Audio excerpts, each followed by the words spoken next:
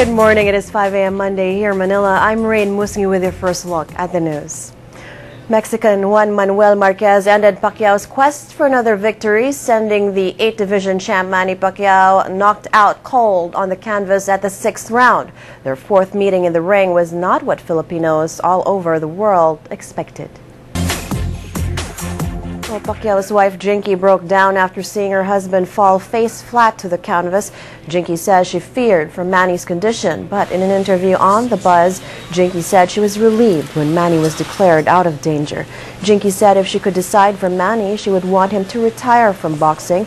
Meantime, Jinky says Manny is thankful for the people's untiring support and prayers for him. Soldiers and their officers again gathered to watch their fellow soldier Manny Pacquiao claim another victory in the ring. The 6th round knockout sent them in a state of shock, but they don't doubt Pacquiao will emerge from this defeat a far better fighter. Analysts point to better training for Marquez. Top-ranked promoter Bob Arum is confident Filipino boxing superstar Manny Pacquiao remains marketable after losing to Mexican Juan Manuel Marquez. He says a 5th fight is possible.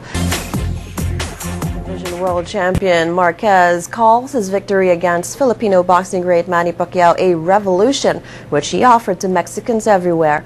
Despite having his nose broken by the 8th Division champ, the 39-year-old says he is grateful he didn't retire after the 3rd fight with the Pac-Man. The official government death toll from Typhoon Pablo has risen to 620. 817 are still missing. The Red Cross says there is now a humanitarian crisis in eastern Mindanao. The group says more aid is needed for survivors of Typhoon Pablo. Environment Secretary Ramon Paje appeals to government agencies, private sector and civil society groups to begin the huge task of cleaning up and rehabilitating areas devastated by Typhoon Pablo. He said local government units, specifically those in the provinces of Compostela Valley and Davao Oriental, need all the help that they can get. He also asked the LGUs to enforce a no man's land rule in permanent danger zones. The low-pressure area, which was known as Typhoon Pablo, has dissipated. It was last spotted west of Laoag City, Ilocos Norte, before it weakened further and dissolved. But Pag-asa says the northeast monsoon will still prevail over northern Luzon, which may bring light to moderate rains over Cagayan Valley, Cordillera, and the provinces of Ilocos. 5 Filipino seafarers who survived the collision of 2 cargo ships in the North Sea arrived Sunday.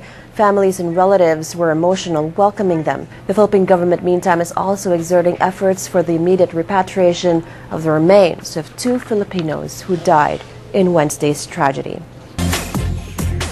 U.S. markets saved for the Nasdaq and last week slightly edging up, influenced by strong job gains, but outweighed by a drop in consumer confidence and a downdraft from Apple.